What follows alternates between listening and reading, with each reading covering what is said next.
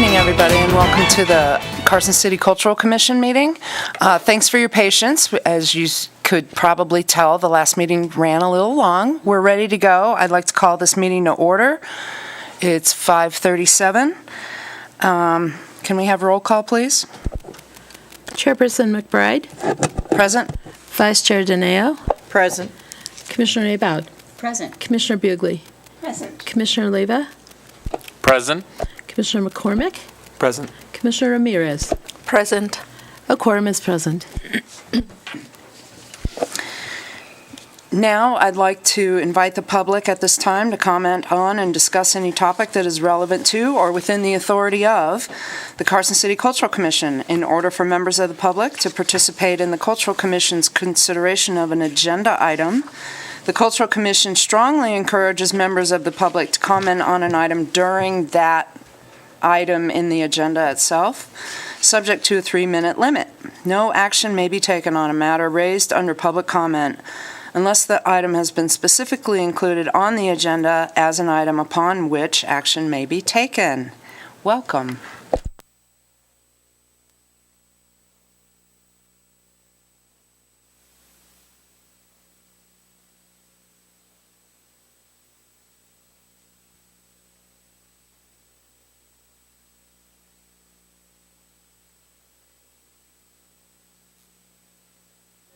Together many partners, including Western Nevada College and Lupe Ramirez Latino Cohort, the Carson City Culture and Tourist Authority, Western Nevada Materials, some local businesses, including Hacienda Market, Nell Central Market, and also Trader Joe's. So on those November 2nd and 3rd, we had our events, and between the 2 days, over 1,000 people enjoy Day of the Dead here in Carson City. So it's our second year in a row with this partnership, though we've been doing the program many years, but we've really worked hard to bring in other groups and make it a community-wide celebration, not just for the people, but for the organizations that make it happen. I want to thank Mark Salinas for his coordination on behalf of the Cultural Commission. We really had a great event, and again, thank you very much for all your support. Myron, I would like to thank you for opening up the museum for free for those 2 days for the families to attend, because I saw them milling around in other parts of the museum, so that's terrific to get wider exposure to your collections, and thanks again for your support for holding the thing. Yeah. Well, we're able to hold it for free because of the support we get, so it's a great relationship. Thank you very much. If I may, I'd like to also thank Myron for his partnership with Western Nevada College. The students had a fabulous time volunteering that day and just making those little kids happy. You know, they painted their faces, they did all kinds of arts and crafts, but most importantly, they served their community. They're giving back to their community, so thank you for that opportunity. Nice.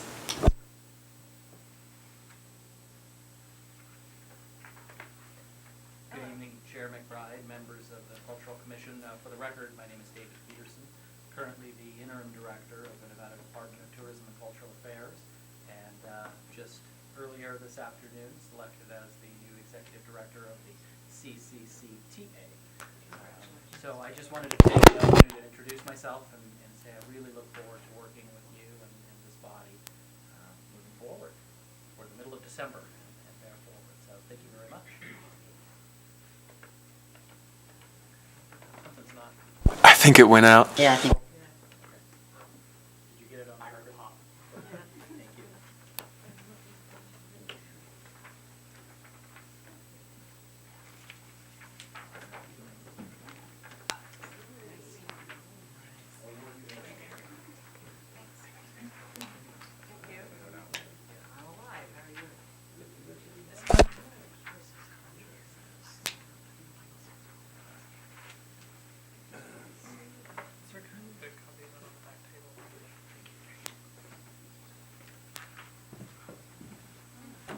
Our microphones are not working tonight. We've had some problems with them during the day, so please just speak loudly and say your name. Good, thanks. Good evening. My name is Mike Smith, and I am the coordinator for Ideas on Tap, the flyer that you have in your hand. This is an initiative that I started back in August And what it is a series of monthly interactive conversations that we have here in the city. And usually the topics are germane to Carson City, and sometimes not. We have a very interesting panelists and groups and members, and we have an audience that usually is about 25 or 30 people. I'm here this evening to apprise you of such an event. As you can see listed on the flyer, we have the next quarter listed the dates and the topics that we'll be discussing. I certainly solicit your support, and I will ask that you, if you can, attend, if not all three of them, at least one or two of those events, and tell your friends and neighbors about it as well. This is really catching on. Again, we used to have them at the Battleborn Social Club, but now we've found a new home at the Union, as you can see at the very bottom, and we're going to meet there starting December the 5th. And since it's very appropriate that our first topic is going to be creating the next generation of artists in Carson City. And I think this is a very appropriate topic to kick off December and to end the year out with. And then as you can see in January the 2nd and February, we have the topics of public trust in the media and the importance of journalism to our democracy. And Wednesday, February the 6th, we have the brain drain and trying to retain the best and brightest to stay in Carson and the state of Nevada and not to move out to other places. So I encourage you to come, and we will appreciate you telling others about it. And this will also be in the Nevada Appeal as well as the Carson Now. And it's good to see Milo as the new member of the commission because I've played with this group a couple of times, right, Milo? Oh, yeah. I hope I did you some justice, man. For sure. Okay. Any questions for me? Yeah. Yes. Hi, so so can underage, people under 21 go and attend and then participate? And what format is it? Just kind of a large seating area and then? It's going to be, well, in the Union, this will be our first time making that shift from Battleborn to the Union. We're probably going to have like tables set up like family style. Yeah. But the panelists will be in front. And some of the panelist members that we're going to have is, of course, yours truly to my left, Mark Salinas. We're going to have Katie Leo, the executive director for the Boys and Girls Club. We're going to have Mike Malley, the art teacher at Carson High School, and Rachel Stitt, also with WNC. She's going to be one of the panelists as well. So we have put together, in my opinion, a very well-rounded, talented board, panelists who will be there to talk about creating the next generation of artists in Carson City. Okay. Sounds fun. Thank you. Thank you so much. And I will leave one in the back there. I'm so sorry. I gotta leave you out.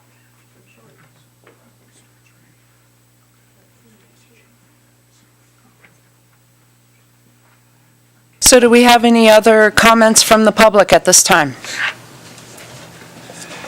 No? Okay.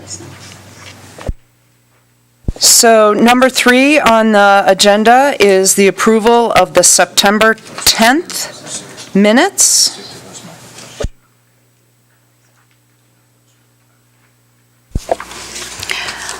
I move approval of the September 10th minutes as presented. I'll second the motion. All those in favor? Aye. Motion passes. Thank you.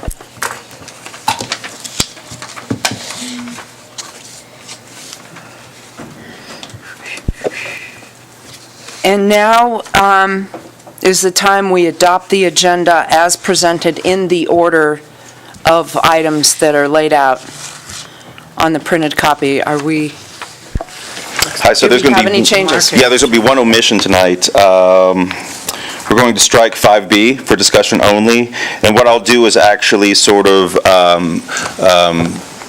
speak a little bit about that in my coordinator report later on in the agenda. So we'll strike that for now, but continue with 5A, then straight to 5C. Okay.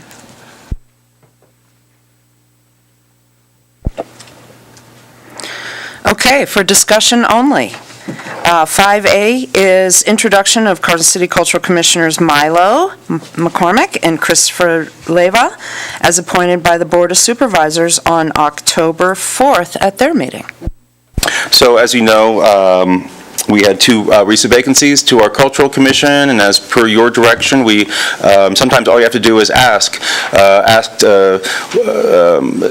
youth ambassadors and those between the ages of 25 if they were interested. We certainly would want them at our table, and we had the most applications that I have seen since I've been here for a vacancy. 60% of those applications actually fell between those two ages.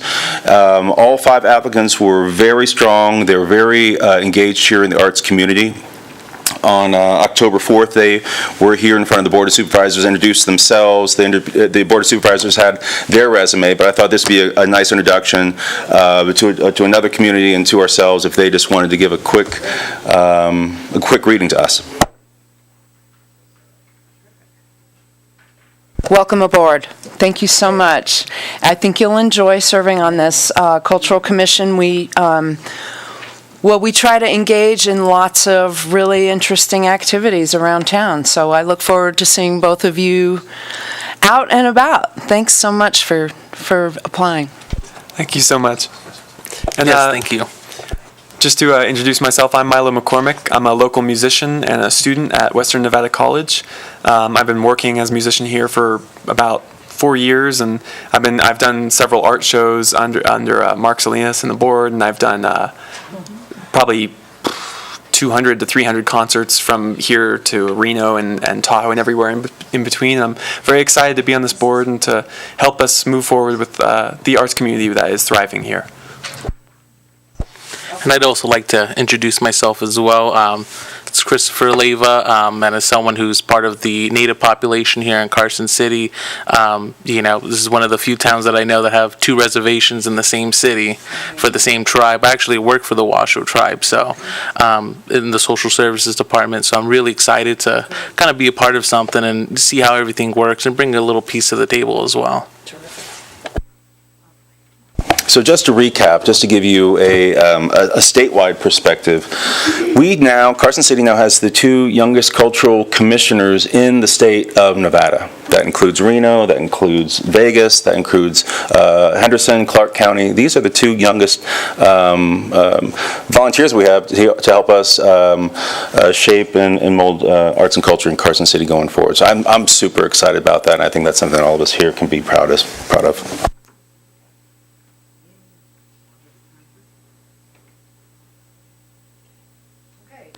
Any comments?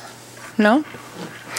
5C, then we're going to skip over 5B. For discussion only, presentation by Kim Harris, the events manager at Dangberg Home Ranch Historic Park.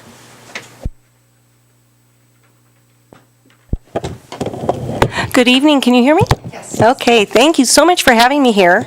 I'll try not to bend over. I'm used to standing up without a microphone and acting.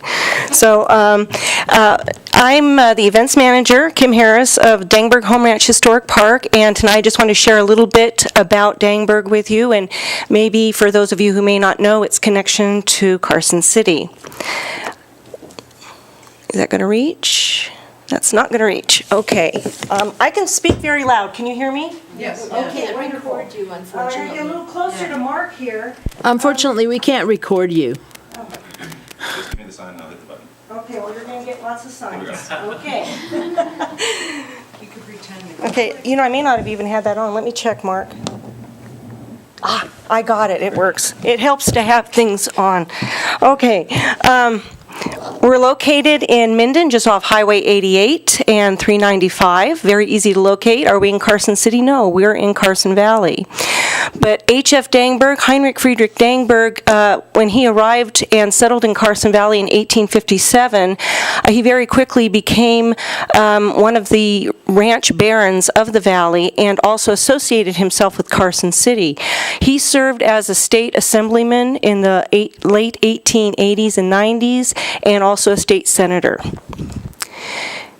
And then as an associate of the first Secretary of State, Chauncey Noteware. He was invited to a party when Chauncey's distant relatives came from Galesburg, Illinois, and Chauncey wanted them to stay here in Carson City and meet some really notable people. So the 36-year-old Heinrich Friedrich Dangberg fell in love with 16-year-old Margaret Ferris. Margaret Ferris is the oldest daughter of George Washington, Gail Ferris, and Martha Ferris, who I'm sure you're all acquainted with, not just with the Ferris Mansion, but with the all of the influence they had in Carson City. Now, Margaret Ferris's family included, again, her father George, her mother Martha, and here's a picture of them later in life, around their 50th wedding anniversary. And these were some of the artifacts that we have at Dangberg. We have over 43,000 artifacts that came from the home ranch itself. This was one of the artifacts that Martha Ferris's mother painted herself. These are some of the relatives that followed the Ferris family to Carson City. And, if you recognize the name of Ferris, Margaret's little brother, George Jr., invented the Ferris wheel for the 1893 Columbian exhibition. And it was Heinrich Friedrich Dangberg, his brother-in-law, who helped finance putting him through engineering school. Now, H.F. and Maggie's children, their only daughter, Eva, born in 1873, lived 100 years to 1973. Their firstborn, Fred Dangberg Jr., also served as a state senator and was most associated with the home ranch and starting the town of Minden along with the Dangberg Land and Livestock Company.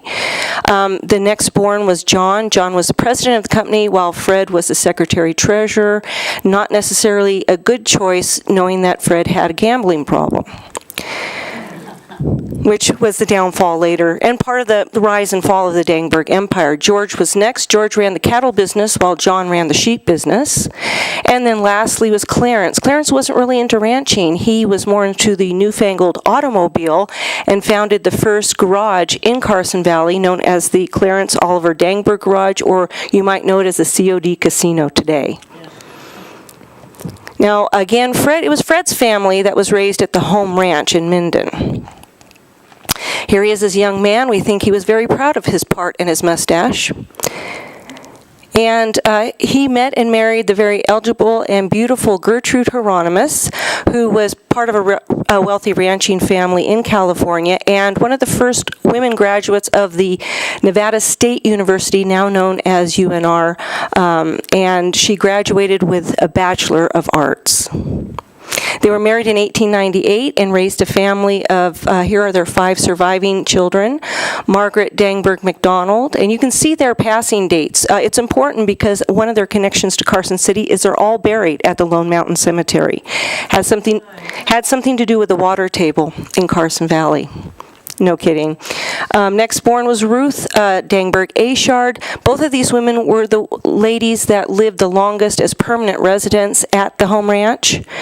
Next born was Katrina Dangberg, who was a graduate of the University of Berkeley, and, not Katrina, Fritzie. And then last was Katrina, who, after the passing of Margaret and Ruth in 1987 and 1988, she had to make the home ranch her primary residence in order to keep the living trust current.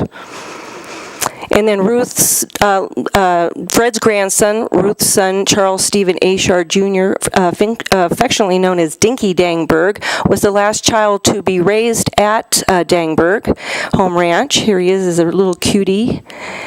And here he is roughly today. He still is living. He is Dinky, yeah. There's a long story there, but just come on the tour and I'll tell you about it. But he lives in San Diego. He's on our board and visits about twice a year. Here's the Dangberg Home Ranch as it was received by the County of Douglas in 2005 after a 10-year litigation after Katrina passed away in 1995. As you can see, it looks pretty sad. And yes, these are how the artifacts were found inside, and that is bird poop on the chair. That's how bad, the artifacts were there, but that's the shape that the ranch was in. Now, this is a picture of the ranch before 1917, around 1900. We know this because the brick addition to the living room off to the left is not there, and the porch is not screened in. Here's the ranch after 1917, and they added a fence to keep the cows out so the children wouldn't get hurt. And then here's the ranch about 1940. Now, this is how it looks today. These are some of the artifacts that we have on display in the living room and in the men's dining room, meaning the rancher's dining room. Stone cellar, all the stone was quarried at the quarry at the Carson City, at the prison in Carson City in 1870. And here it is today. All of the buildings on the property are on the National Register of Historic Places. Yeah, our wash house was built in 1906. And part of the collection, this is kind of fun, little things like this. Some students, some fraternity students that were staying at the ranch gave this to Fred as a thank you, and Fred was always known to smoke Bull Durham, and so they got this for his tobacco for him. And we do own, once again, we do own our brand. We didn't have it for a while, but it was given back to us by Dinky Dangberg. We have a 1910 Victrola in the same room as a 1960s hi-fi. 4 generations were raised in this house, and so as you tour the house, you will see the 4 generations through the artifacts that we have. And we also have a newspaper from the Record Courier in Carson Valley, which spells out the disaster of the 1906 earthquake. So you can see how far that reached, not just in California, but throughout the country.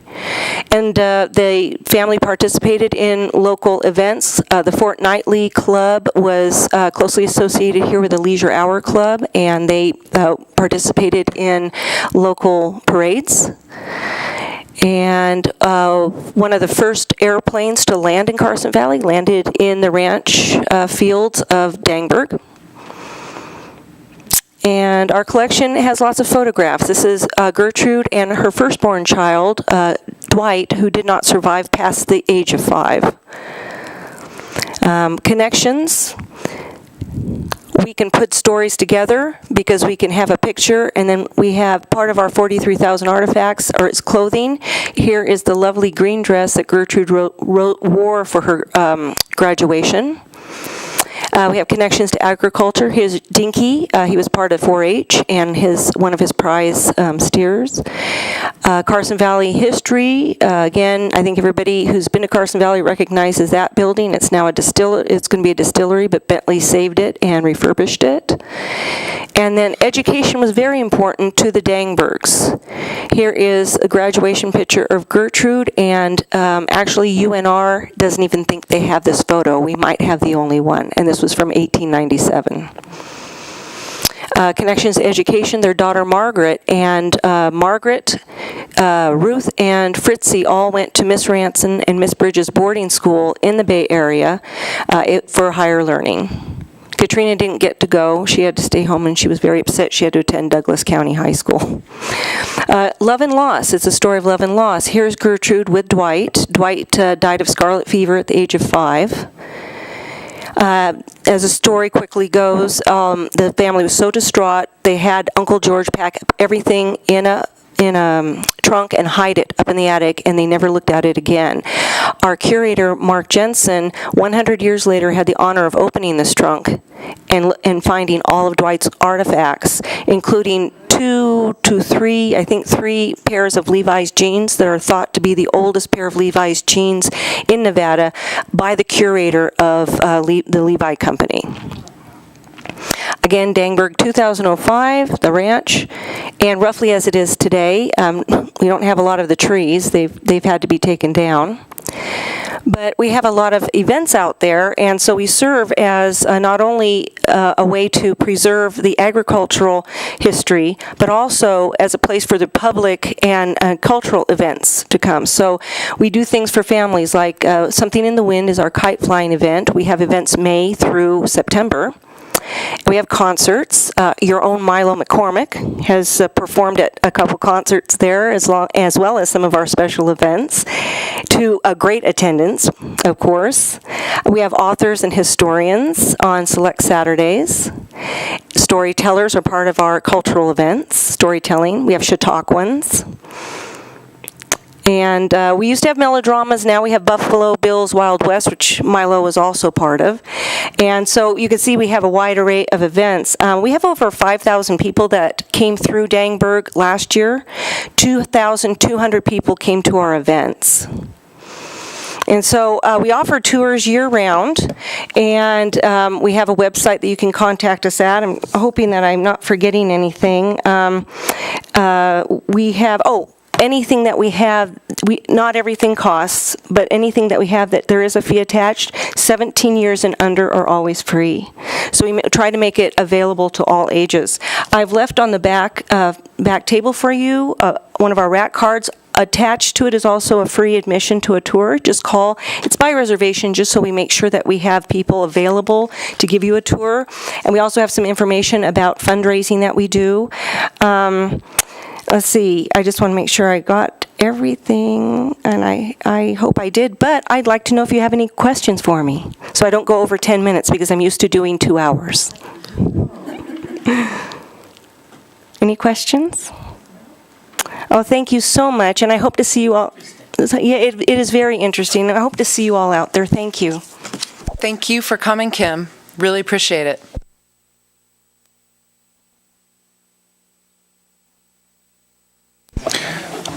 I'd like to thank Kim as well. Just in the CTA meeting today, there was discussion about Carson City as the crossroads of so many areas around us within a 30 minutes. You can be in Virginia City or the Lake or Reno, and so I don't think we'd be doing our job here if we didn't act as a conduit for the creativity of our neighbors. And as she has mentioned, she certainly found us some talent. If you remember, Milton Merlos, who performed at our 10th annual luncheon. I stumbled upon him at one of her events, and so thanks for stopping by, Kim.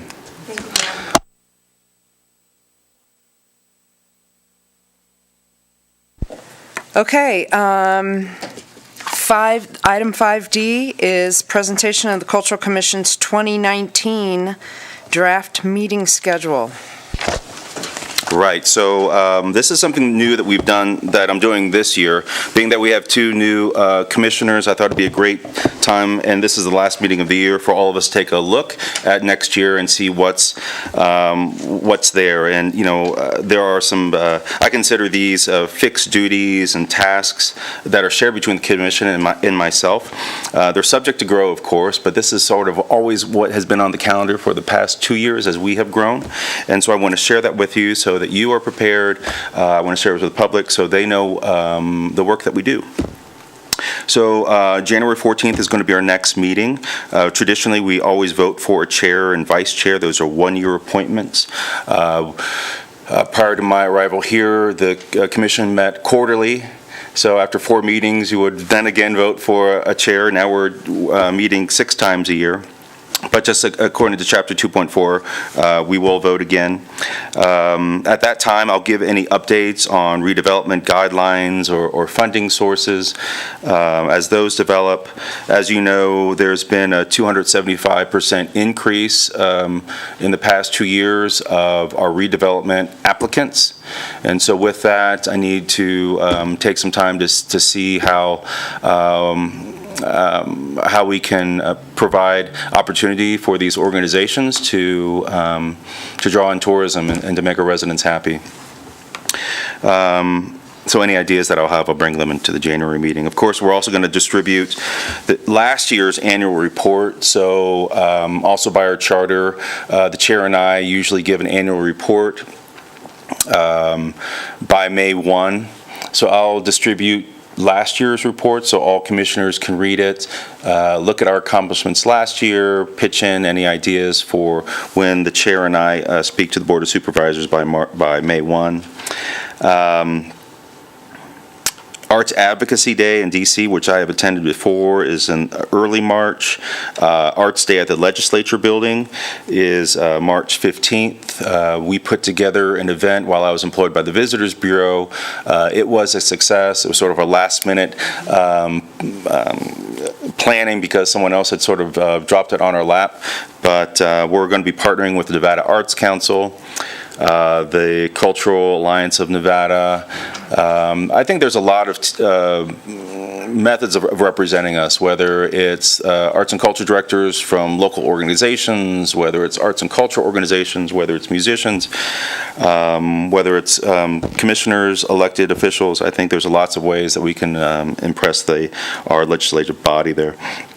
Also during that time, I think I made mention before, but the Boys and Girls Club here at Western Nevada had secured funding through two sources, the Nevada Arts Council and Southwest Gas.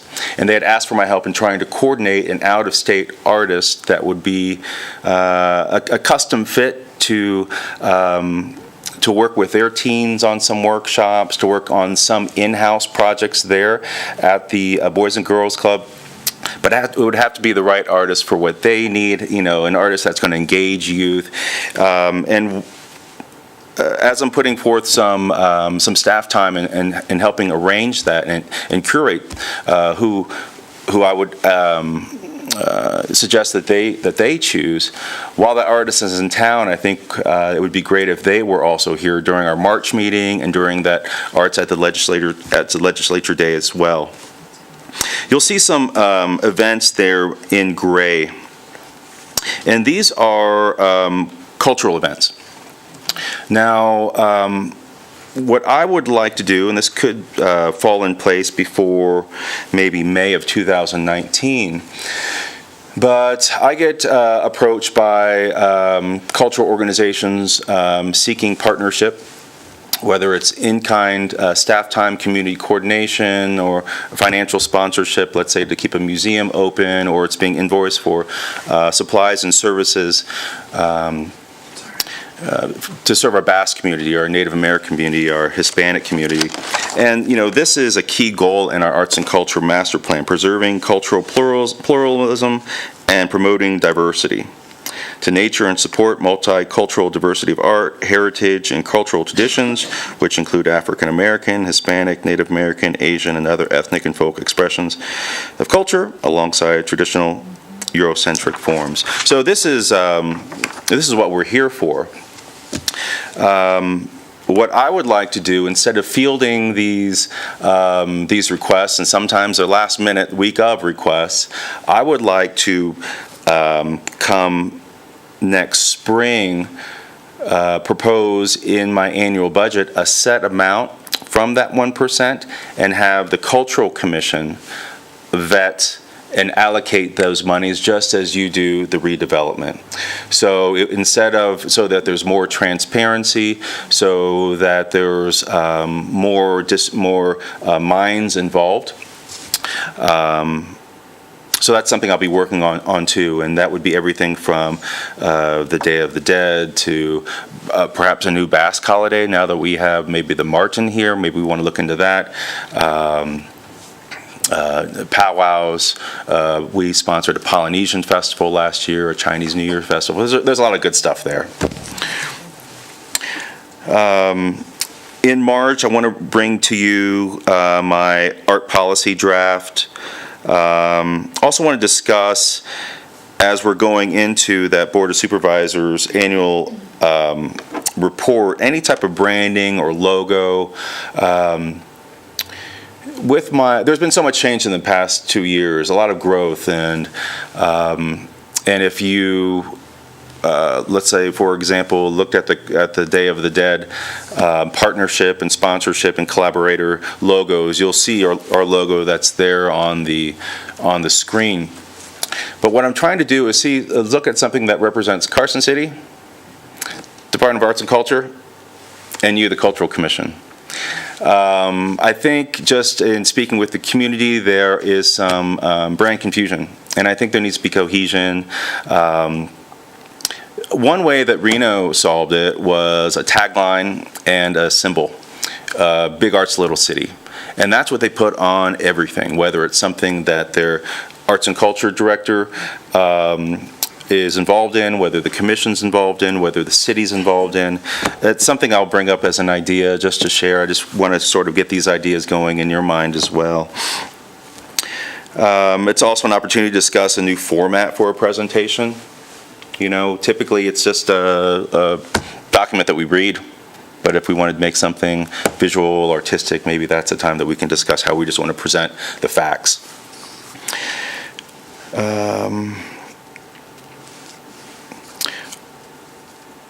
Potentially in April, there might be a potential special meeting in order to review an art policy draft going into that May 1 Board of Supervisors meeting. I'll need to discuss this with Ben, our new Deputy District Attorney, and see, given the content of what I provide him with, what checkpoints need to be passed. In May, we're looking at maybe a possible, our 10th annual luncheon was, I think, a complete success. So let's take a look and see if we want to build off of that. That's also the month where it's a very heavy front end of that year. Yeah. That's when we review then all the redevelopment applications as well. So that's just sort of next year at a glance. And these are what I would just say calendar fixed events. Aside of my day-to-day, which I'll show you in my report. So are there any questions right now or anything you want to ask me about just what we saw here? Sounds exciting, and we're looking forward to this. This is what we wanted 2 years ago when we went through this whole process. So thank you for that, Mark. We'll all help. I do have a question, Mark. If I want to take the lead in having a Mother's Day celebration, would this be the appropriate time to comment on that, or just to throw the idea at the Lupe, board? I would request that you wait until the end with the commissioner's comments. Gotcha. Yeah. Perfect, thank you. Yeah. I think there'll be a lot of fresh ideas we can bring to the table when we sort this out. I mean, I was even thinking, you remember one of our grantees, the International Film Festival? I think that would qualify as a cultural event. So I think we could maybe start looking at some of our applicants and seeing how we can divide them up, and maybe that gives us more mileage out of the money that we have. I'll speak lightly to what you mentioned, though. But if you are suggesting commissioners, such as Commissioner Bugley, being involved with the local art scene, she recuses herself from the panel scoring. And so if any of the commissioners, and I love having creative commissioners, were to come up with a project or a series or an event, we would probably follow the same guidelines. Yeah. I just wanted to say it's really helpful to have the meeting agendas outlined, even if it's just a beginning of an outline, so we know what we're looking forward to.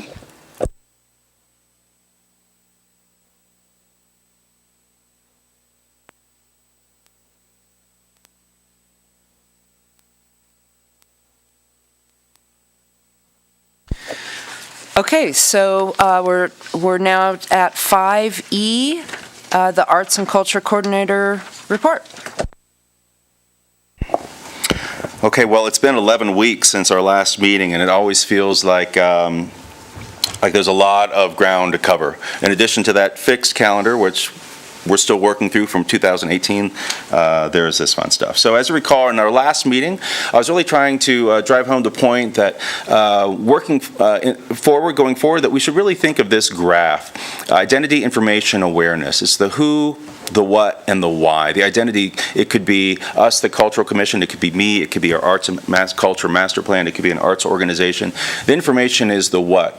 It's what we are delivering to our audience, and that audience is the awareness. It's the why. It's the raison d'etre, why we are here, and that is supposed to feed in to helping us build our identity, to build it and grow it. So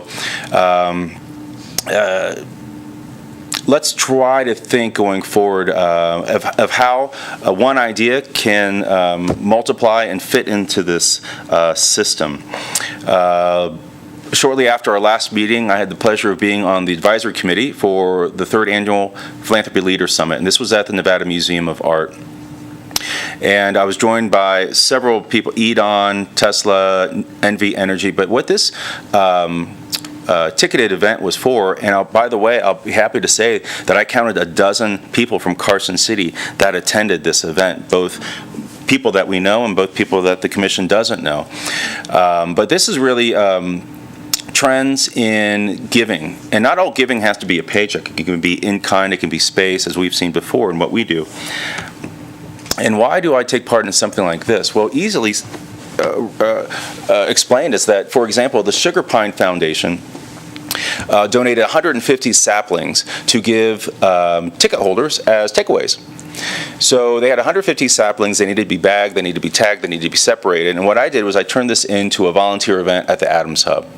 So members of our community were immediately able to help out, roll up our sleeves, and we made good face, taking part for the first time in this philanthropy leadership group. This is a screenshot, a picture I took of one of the charts that they showed. So this is where Nevada companies give. And remember, this is in kind, and these are financial checks. Arts and culture, 5%. So why is this important? Well, if you look at it, how can we use this information to leverage what we do and what we ask for? So this tells me that if we have an arts and culture idea and that we want to solicit money or donors or something like that, maybe it would be successful to partner with something up or down that chart. So instead of approaching a large corporation for funding for the arts, what if it was an arts plus disaster relief idea? What if it was an arts plus K through 12 education idea? What if it was an arts plus environment idea? So trying to think in those manners. October was National Arts and Humanities Month. Americans for the Arts is our federal advocacy agency for arts. There's 4 bullet points to have this month of recognition, to focus arts on, you always hear me talk about local, state, regional levels, and national, to encourage individuals and organizations to participate, allow governments and businesses to show their support, and raise public awareness. So just as I've been under City Hall since March, so too do I find myself having to raise public awareness among colleagues and staffers about what we're doing and the good work that we do. So I thought with the help of Rachel in IT, she helped me put together a series of 5 videos that we released on Facebook. The first video is an introduction of what Arts and Humanities Month is, but I chose 4 colleagues, 4 department heads here, and it was an opportunity for me to get to know them better, me to go into their department and sort of find arts and culture and humanities in what they do. So these are just stills of the 5 videos.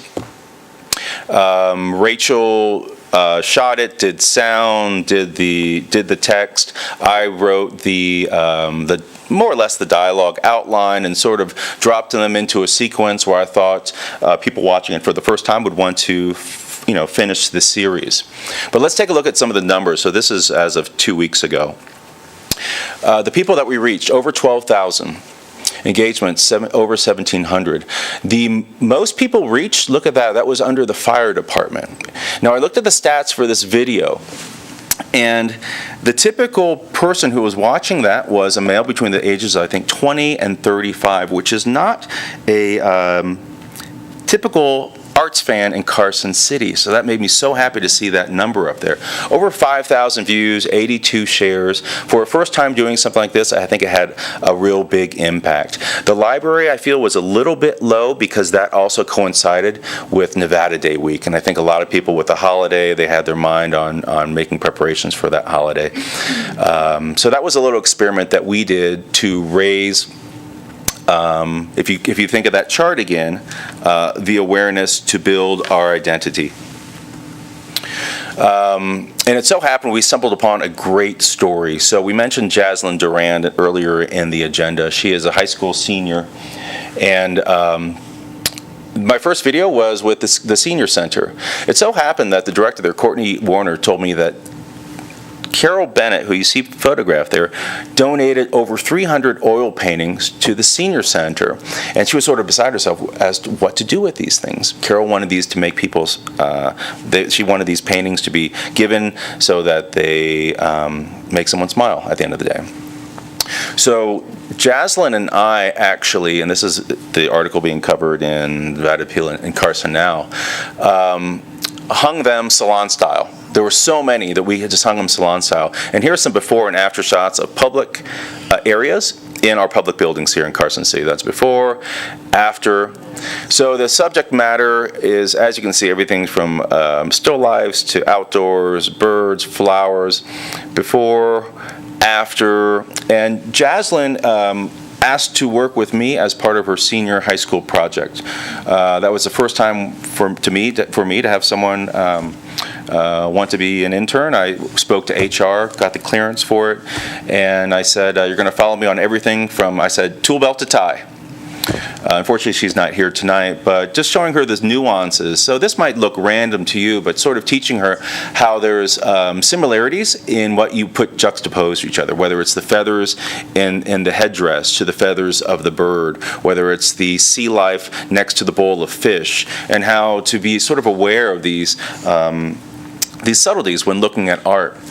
I was fortunate enough to have the city manager and deputy city manager approach me on trying to revitalize our city hall. So this is our east lobby of City Hall. Before, after, Public Works installed some aluminum brackets that I had purchased. So those are actually hanging from a wire system. These are, this was an opportunity that I've been dying for, to find a place for some of the artworks that the city has collected through the events we have done, whether it's Capital Collage, whether it's rack redevelopment, whether it's True Grit. So now we have a little library that's very active in City Hall. It's on the map there. The treasurer's office, since it's right there, asked me if I could do something to their walls. And so this was a perfect opportunity for many of the painted parasols from the Nevada Day Parade. And so this was up, I believe, in October, gearing people up for this year's Nevada Day.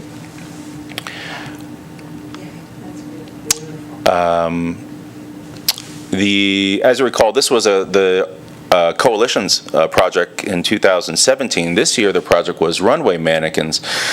So they distributed mannequins through several artists in Carson City. The artists were able to decorate them any way they chose. And for the first time, I was able to write loan agreements for artists for the city. So that was new legalese and new language. Thank you, Ben, for helping out in that, to make this thing happen. So here we are. Thank you, Commissioner Bugley and David Bugley, for helping me install this stuff in the library. This is before and after in the lobby right now. Like I said, tied a tool belt. So this is what's out there right now. Also, as you know, we have 2 new commissioners. It was a very busy 11 weeks. Day of the Dead celebration. This was the second year that I had been involved with it. I think it's the 12th or 14th year, maybe the museum did it. But with a new director and now with a new education person, it seemed like a fresh moment. It seemed like almost the first time in some respects. So the Nevada Museum and the Western Nevada WNC were the presenters. I partnered with them, and symbolized by the city seal. And what I was able to do was bring in many community assets to help grow this on many levels, whether it was finding the ED at Sierra Arts in Reno to come down to be a juror, whether it was creating an event and having Adams Hub waive the fee for that event in their space. The Boys and Girls Club had donated time and materials for, and I'll show this later on in the event, for what I called the Paint, Sip, and Chip event. KNVC interviewed us. The CTA did lots of posters, both on the design and distribution end of it. It was really started feeling like a community affair. This was a new event that I put together, paint, sip, and chip. But the concept was, let's see if we can make a warm-up event to a bigger event. So everything you see there is my Photoshop abilities, just a concept. So it's coming up with a concept, printing this out, and then going, these are the places where I go to my car, posting these things up, just trying to do what I can on my end, to, as far as marketing is concerned. The concept here was that the library, with their laser printer across the street, printed 130 wood skulls. And the idea was to invite the community, all materials supplied, to come to the Adams Hub for 2 hours, paint a skull in memory of a loved one, enjoy Mexican soda, Mexican candy, listen to salsa music, and that these skulls would be creating a garland that we would then decorate the State Museum with at the big event. So the concept was bring people in, have a good time, they'll make something, and maybe they'll want to return to the State Museum to see it hanging on the wall in the museum. My thanks to Kelsey Penrose for really doing a fantastic job in pushing what we do, and she was actually an applicant for our last round of commissioners. So decorations, candy, everything you see here is now assets that we can use over and over and over again. These are the skulls. They're all just wood and birch, but the Boys and Girls Club painted one side black, they painted one side white, and they decorated 30 of them just to give us a little kickstart. So when you go in there, you see what the end result's going to be. This is 20 minutes into the event. This is 40 minutes into the event, and we were packed. There were 95 people that showed up to this event. 14 people RSVP'd on Facebook. We ran out of chairs, we ran out of everything, but here are some fantastic pictures that shows the diversity and a lot of new faces to an arts and culture event. So that's what they did. So they would paint it and then hang it on this thing. These things are fantastic. Each one has a personality. I drug my piñata, my own personal piñata costume from home and stuck it out there because the street was all torn up. I figured that would get people's attention, right? So this is the altar presentation, the sort of preview that Friday night. As Myron said, over 200 people there. I think next year we had 6 out of 8 altars. I think we can get all 8, if not more, next year. I've contacted some artists and organizations here in Carson City. I think they'll want to make an altar next year. This is some of the work. We had Dayton, we had Southlake, there's Milton in the background. I love this picture of a young boy filming him. And then the next day, I love this picture of a mother and a grandfather filming their dancers. So these are all the 130 skulls on display at the museum. And these are now assets that we can build on year after year after year. The place was packed. I mean, Commissioner Ramirez and I met with Myron and the museum, and we might have some space issues. I think so. But good problem. We did well. Yes. Yeah. I recently attended actually with Kim Harris here, Nevada Arts Council conference at the Nevada Museum of Art. And I took a picture of this, which was the Chief Communications Officer at the Hammer Museum in LA. He put this up on the screen, and it made me think of this image. So Identity Information Awareness. He has the exact same thing here. Curatorial programs, that's the information. Communications, awareness. And that drives membership and development, which is our identity. He's brought it one step further to create this tagline. Create content so we can educate audiences and relate to their lives so they'll advocate on our behalf, or better yet, generate support to help us create content so we can educate. And it's a self-feeding loop, and I really love that, and I wanted to take a picture of that and bring it here. I was also, it's been super busy. I was also approached by the Nevada Day Powwow. They recently changed their name. If you recall, last year they had at the MAC when we had Capital Collage for sponsorship. This is again brings in a crowd. I think it's really successful. But again, this is going to be something that I would like, an example that I would like to have the commission allocate the funds, determine the funds, and so on and so forth. Oh, in my spare time, I went to a conference in Seattle, and the keynote speaker was Museum Hack. Museum Hack advertises themselves as museum tours for people who don't like museums. We lead unconventional tours of the world's best museums. So they are a ticketed organization. And this is a pie chart, sources of revenue for nonprofits, arts organizations. This is really geared toward ticketed agencies. And you'll see, it's a little dark, but 60% of the revenue comes through earned income, a quarter by individual. And now, and when I say individual, I mean that means like individual donations, let's say. And state government, local government, single digits here. So that kind of gives you not only an idea of the revenue, but also the expenses, you know. So of that 60% earned income, what do people weigh by their overall satisfaction? Almost 21% said the entertainment experience. 4% said educational experience. In their own words, no one likes to be talked to with information. They want to go in there. They want to have a good time. I think that's what arts and culture is. I think that's what we're trying to do. Let me show you an example of something they do. On their tours, they challenge their tour groups to reenact paintings. But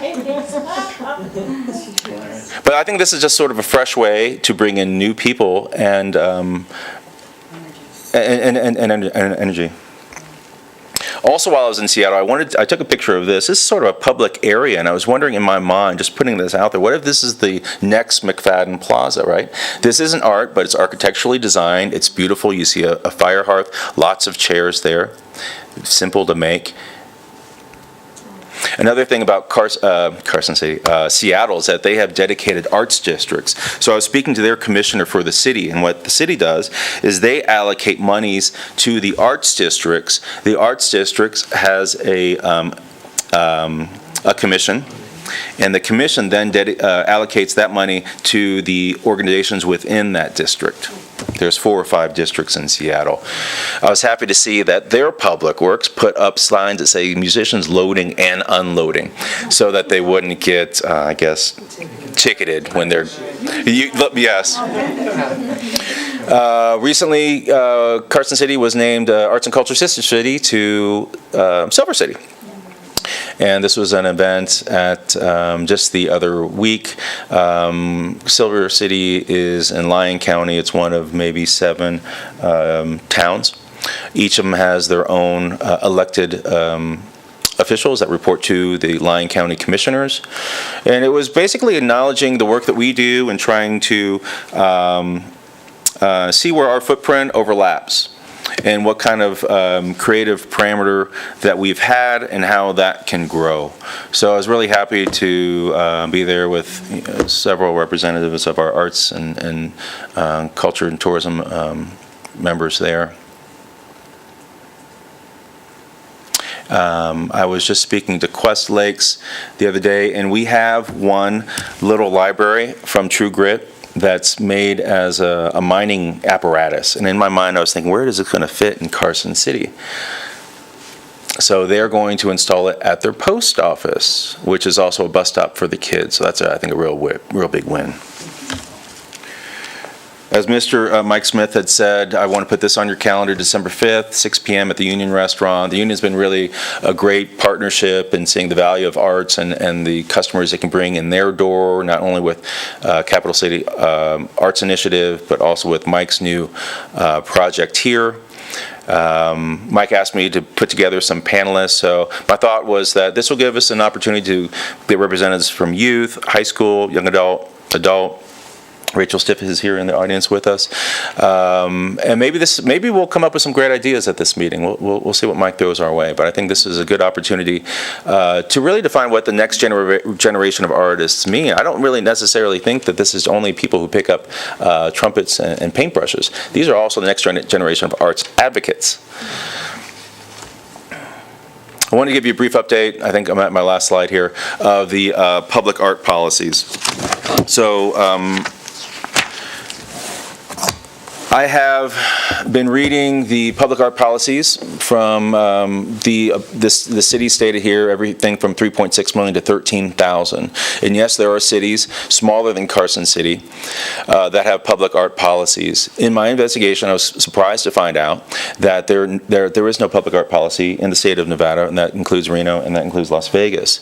So what I want to do is really, and what is a public art policy? Well, it spells out everything so it's transparent, not only for the public, but also for now city department heads and city employees about site selection. I actually wrote it down for me because I wanted to give you some examples. Project and site selection, design review, artist selection, public education, conservation and maintenance, gifts and loans, encroachment permits, deaccession and removal, commissioner responsibilities, staff responsibilities. We've been doing a good job as we've traveled, but for public transparency, I don't want to shoot from the hip every time, and it feels like I'm inventing the wheel. So I need to put aside some time between now and the end of the year to finish my studies. You know, you might ask, why are you looking at Minneapolis, 3.6 million? Well, because it's the best. And there's other support documents, and when I mean other support documents, it could be an example of a mural contract between a private entity and a city, and how all that finds its way onto Ben's desk. So here we are, sort of in between Lancaster, Pennsylvania, and Ashton, Oregon, and you'll see I intentionally chose cities all across the U.S. So we're going to come out with something really good. It's going to be, you know, unfortunately, public art policy is not anything that can be copy, cut, and pasted, because it relies upon funding, staffing. It relies upon the structure of local government. Quite frankly, upon the politics.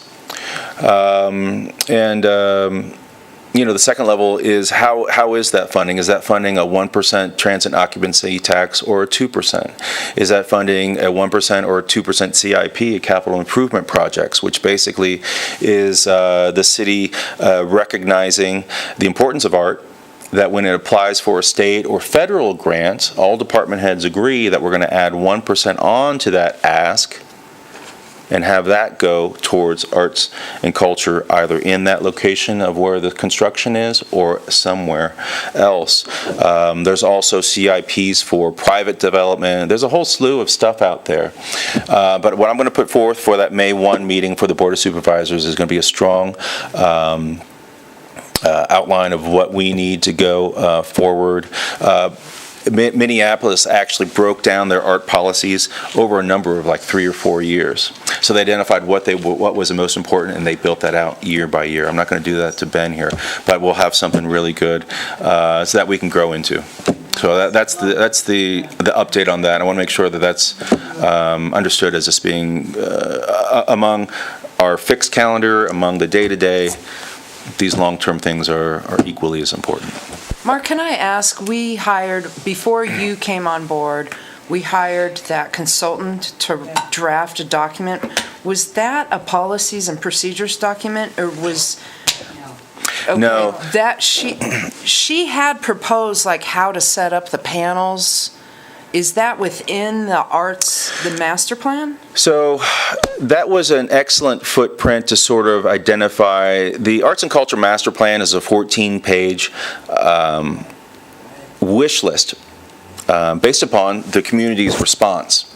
And it names about 40 local and state, because we're the capital state entities, everything from a state library to the BAC to Carson Symphony. It broke down what's important to the community before I got here, but it's not an arts and culture master plan. And it tiptoed lightly in public art panels, which are subsidiaries, breakout groups of these. But again, that is really based upon the population. Reno, for example, has a commission of 13, plus 3 subcommissions, meaning that the 13 are broken down, 3 go into these subcommissions, and that subcommission has 13. And now you're really talking about a lot of open meetings. You're talking about full-time open meetings. And I know that the staffing isn't here to provide for that. And, we're 56,000, and I think we have to take smaller bites to get to where we want to go. To answer your question, no, but it was very much a value, and it helped direct me where to look. Yeah.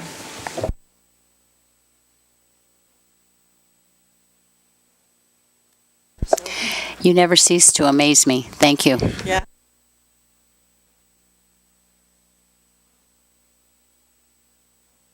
Any comments from the public on that presentation? No? Okay, so at this point in the agenda, we're at commissioner reports and comments. Okay, so going back to my comment from earlier, I would like to propose an event that we can offer to the entire community. As we have indicated in the past, there is a need to offer events where we can include everyone in the community, including our largest minority population, which is Latinos. And so with that in mind, I'd like to propose having an event that will get them interested to come and be part of this community. I know that Mother's Day celebration in Mexico is a huge celebration. The schools celebrate it, the entire country, the entire nation celebrates it, and it's just a wonderful way to honor our moms. And I think that that type of event would actually be appealing to everyone in our community. And that's what I would like to see, us offering something that will actually bring everyone together and enjoy, everyone's company. And as we have seen it in other events that we have had, such as El Día de los Muertos, it was such a beautiful way to have a diverse community come together and just have a great time. So El Día or Mother's Day celebration would have the same content, the same idea, the same concept of giving everyone that opportunity to come and enjoy themselves in the community. So I'd like to propose having that, and I would be happy to lead that project or that event. So Lupe, you and I have discussed this over the last several months intermittently, and what Mark proposes about maybe possibly putting together a proposal for some RAC money if it's going to be held within the redevelopment district. Right. That might be a good idea. I wonder, though, if you would need some sort of nonprofit group to attach to in order to be eligible for those funds. Gotcha. Okay. Yeah. Okay. So I just wanted to bring that up, but I think it's a good idea. And I would definitely need your guys' guidance on how to initiate it. Okay.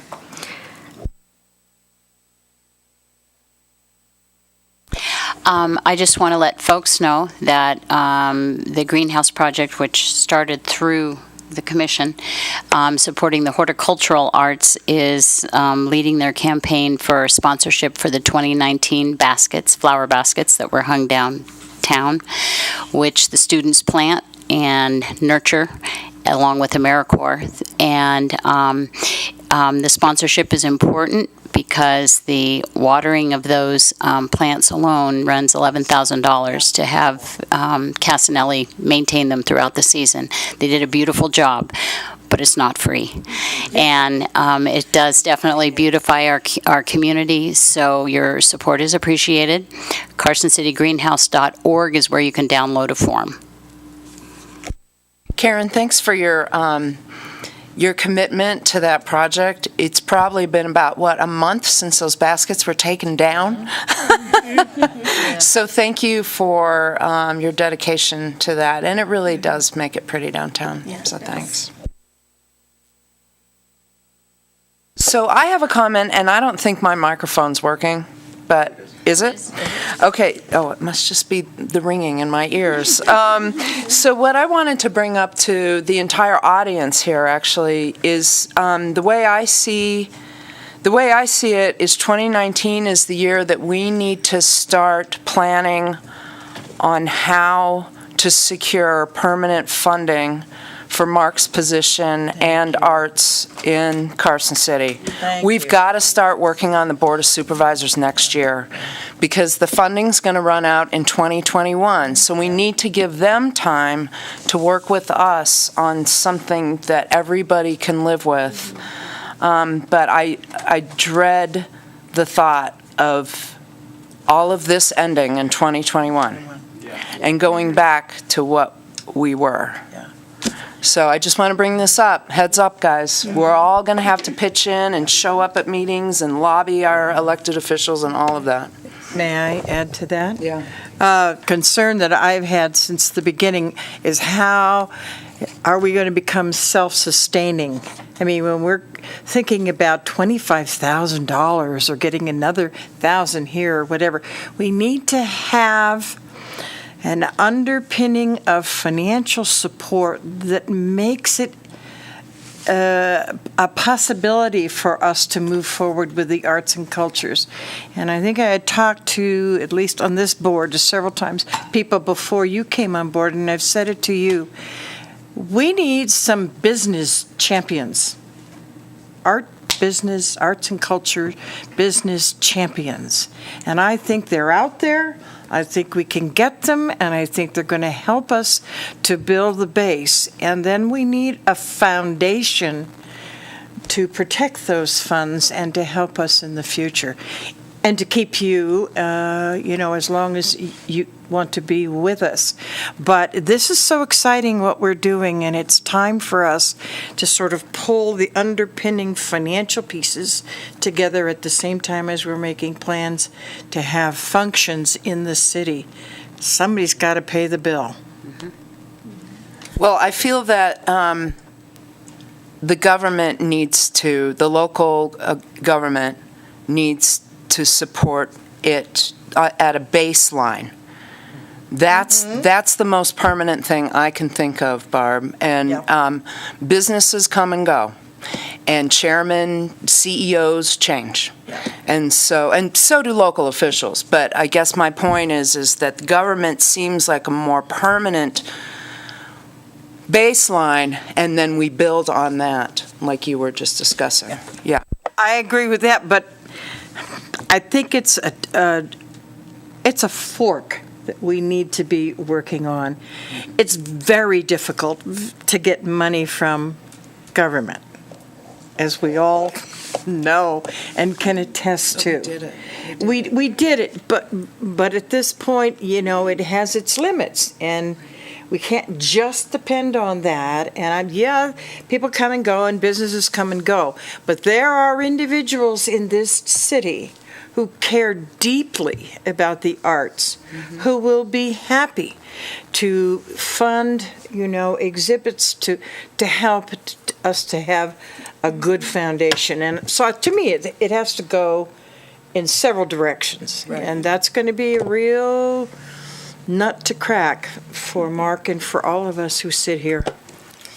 And being the government entity right now for a short period of time, budgets change based on the economy. So you want something solid.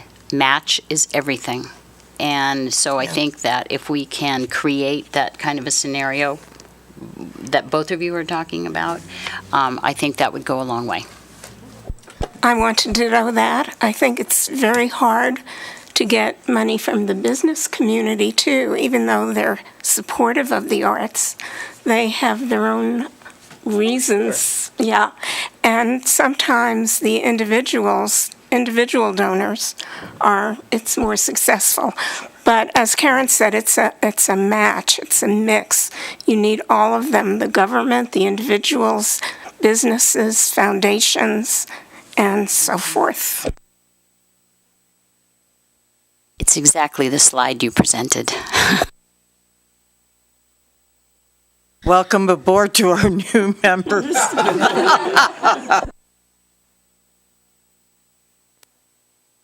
There are no membership fees, though, don't worry. I think that, we did it once. We showed our strength in numbers, right? And I think that we can do it again. We just need to get creative, talk to the movers and shakers that can help us figure out a model that can go forward beyond 2021. Yeah. And so that's my main point.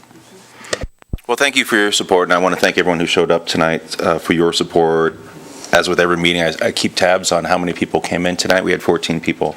And I think that is part, not only their presence, but the documentation of that data is stuff that we go forward with. We'll take a look at our 2018 annual report.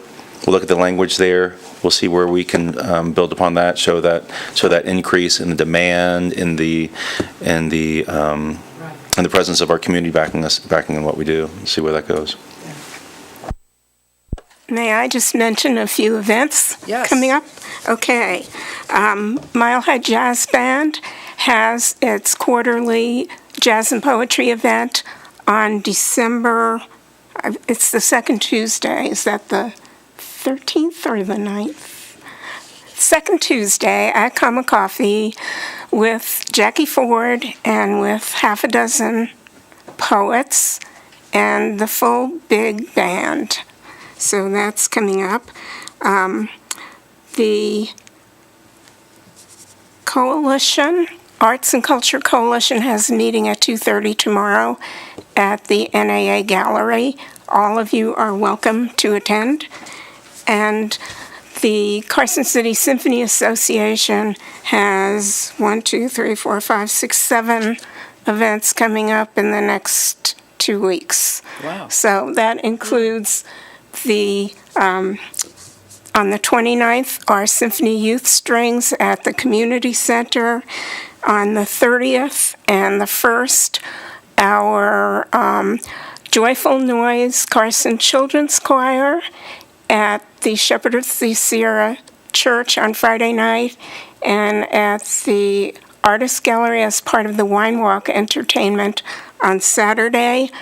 Concert Canzona, an early music ensemble with singers and instrumentalists on Friday night, on Saturday the 1st and Sunday the 2nd, Saturday at 7, Sunday at 4 at Shepherd of the Sierra. They're very community-minded and allow their facility to be used for community performances.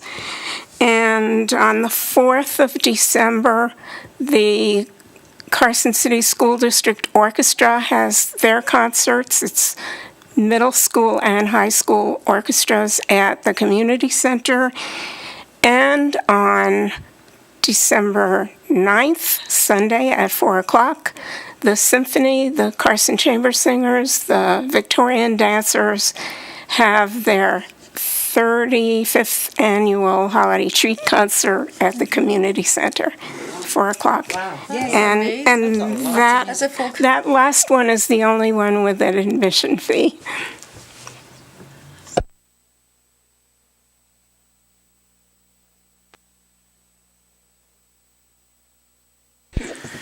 Okay, any other commissioner comments or reports? I do have one event. I only have one, though. So Western Nevada College is going to offer its second annual Posada celebration. Basically, it's a celebration for the families to start getting into the Christmas spirit. That is going to be on December 15th from 12 to 3. And we're going to have food, folkloric dancing, piñatas for the kids. We're going to do tours of the career technical education departments to highlight the educational component and promote that to our families. Hopefully we can have everyone join us. It's going to be, again, a family celebration. So December 15th at 12 o'clock at WNC. One more thing. I'm sorry? One more thing. I just think it's fun to know about what's going on in our community with folks that we seldom think about or see. But there's a gentleman named Robert Leonard Reed who was just inducted into the Nevada Writers Hall of Fame as the #1 recipient this year. And Bob is a Carson City resident. He has written 5 books, 27 poetry ensembles, 4 musicals, the Bristlecone Mass. He's an amazing man, and he writes math books for college level, which is just amazing. And he plays piano at Rotary. And he's just the nicest person on the planet. And these are people who do outstanding things, and it's part of our arts and culture. And I think we need to recognize him. Thank you. Yeah, thank you. You're welcome. Thanks, Bart.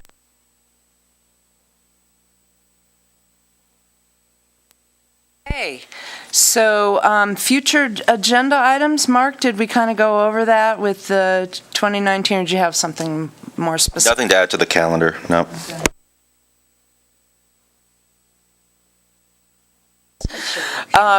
5H is for discussion only, upcoming meetings and events. We went over some of those. And then our next meeting, dear audience members, is on January 14th at 5:30 right here. So with that, I'll go to the final call for public comments and discussion. Please limit your comments to 3 minutes.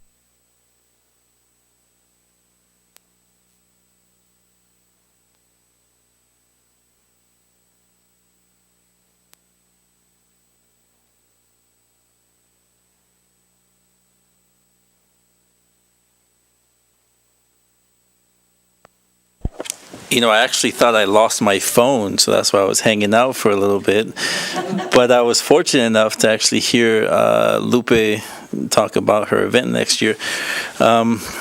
I had a chance to speak with you briefly at the Dia de los Muertos meeting, and I just wanted to offer you, my name is James Salano. I represent the Carson City Culture and Tourism Authority.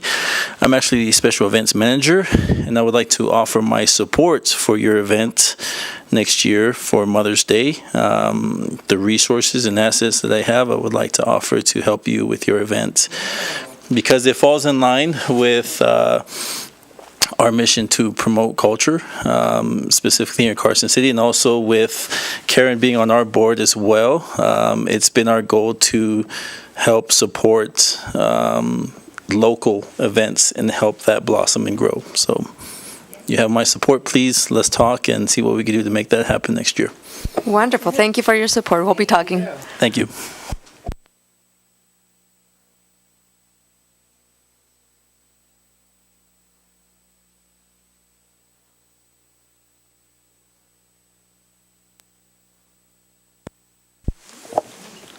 I'm Melania Wick, and I'm the art teacher at Dayton High School, and I was invited here tonight by Mike, and I'm excited about the upcoming event that you're going to be part of. I have a really bad habit of coming to meetings and then talking, and I shouldn't talk. I should just go stay silent at my seat. But I wanted to congratulate Milo, one of my former students. That's pretty awesome to see. Thank you so much. And agree with you in trying to make this a permanent position.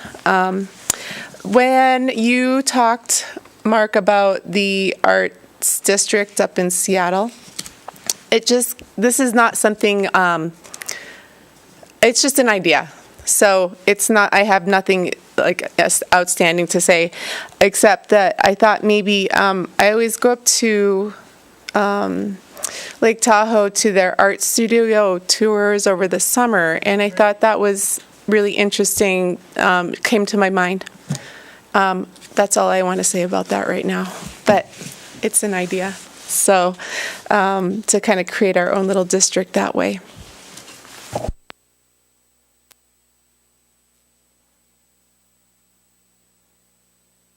Any other comments?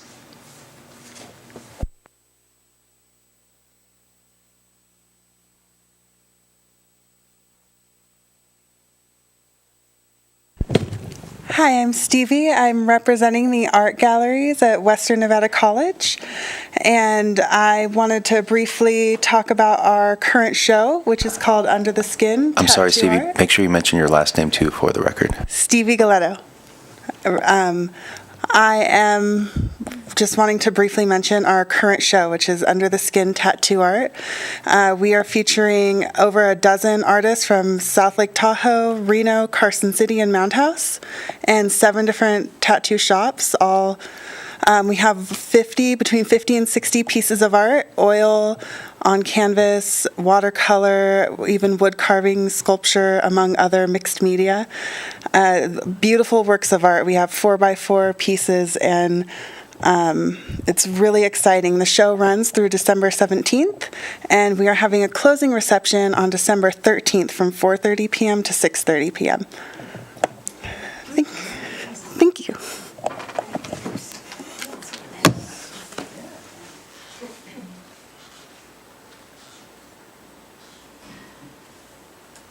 Any additional comment from the members of the public? Okay. So I think Barb has a message for everybody present tonight. Well, I just hope that I can speak for everyone who sits up here, and Mark and you too. Wish everyone a very safe, a very joyous, a peaceful, happy holiday and Christmas season. Thank you very much. Thank you. So do I have a motion to adjourn? Second. Meeting is adjourned. It's 3 minutes after 7.